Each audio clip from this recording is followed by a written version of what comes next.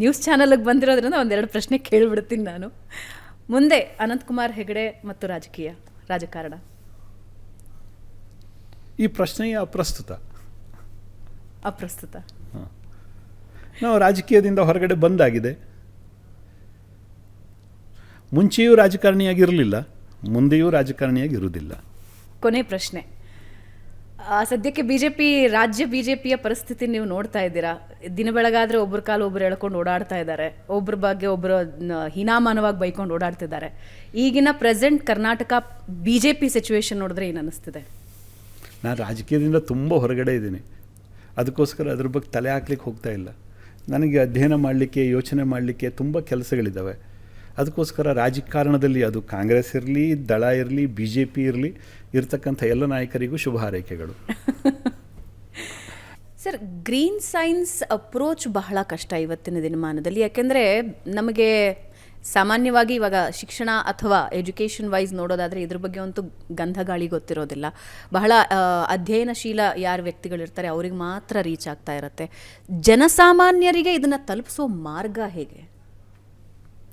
Green science ಇದೊಂದು innovative approach. ಮತ್ತೊಂದು ಹಂತದಲ್ಲಿ ಇದೊಂದು ಪ್ರಾಚೀನ ಕಲ್ಪನೆ ಕೂಡ. ಕೃಷಿಯನ್ನೇ ತಗೊಳ್ಳಿ, ಮೊದಲು ನ್ಯಾಚುರಲ್ ಕಲ್ಟಿವೇಷನ್ ಇತ್ತು, ನಂತರದಲ್ಲಿ ಬಯೋ ಫರ್ಟಿಲೈಸರ್ಸ್ಗಳು ಬಂದವು, ನಂತರದಲ್ಲಿ ಕೆಮಿಕಲ್ ಫರ್ಟಿಲೈಸರ್ ಆಕ್ಯುಪೈ ಮಾಡ್ತು. ಇವತ್ತು ಕೆಮಿಕಲ್ ಫರ್ಟಿಗೇಷನಿಂದ ಜನ ಇಡೀ ಜಗತ್ತಿನಲ್ಲಿ ಬೇಸತ್ತಿದ್ದಾರೆ, ವಿಷವನ್ನೇ ತಿಂತಾ ಇದ್ದೀವಿ ನಾವು ಅಂತ. ನಂತರದಲ್ಲಿ ಆರ್ಗ್ಯಾನಿಕ್ ಕಲ್ಟಿವೇಷನ್ ಬಂತು, ಈಗ ಮತ್ತೆ ಬಯೋ ಫರ್ಟಿಗೇಷನ್ ಬರ್ತಾ ಇದೆ. ನೆಕ್ಸ್ಟ್ ಬಯೋಡೈನಮಿಕ್ ಕಲ್ಟಿವೇಷನಿಗೆ ಹೋಗ್ತಾ ಇದ್ದೀವಿ, ಜೀವ ಚೈತನ್ಯ ಕೃಷಿ ಅಂತ ಹೋಗ್ತಾ ಇದ್ದೀವಿ. ಮಾರ್ಕೆಟ್ ಕೂಡ ಬದಲಾಗ್ತಾ ಇದೆ. ಇವತ್ತು ಆರ್ಗ್ಯಾನಿಕ್ ಮಾರ್ಕೆಟ್ ತುಂಬ ದೊಡ್ಡದಾಗಿ ಬೆಳೀತಾ ಇದೆ. Is it possible to be chemical free, chemical ರಹಿತ? Yes, possible, but it needs some sort of the greater research and then policy decision ಎಲ್ಲದೂ ಕೂಡ ಬೇಕಾಗತ್ತೆ. ನಮ್ಮ ರಾಜ್ಯದಲ್ಲಿ, ನಮ್ಮ ದೇಶದಲ್ಲಿ ಸಿಕ್ಕಿಂ ಒಂದು ಸ್ಟೇಟ್ ಇದೆ, ಅವರು ಕೆಮಿಕಲನ್ನು ನಾವು ಬಳಸೋದಿಲ್ಲ ಕೃಷಿಯಲ್ಲಿ ಅಂತ ತೀರ್ಮಾನ ಮಾಡಿದ್ರು.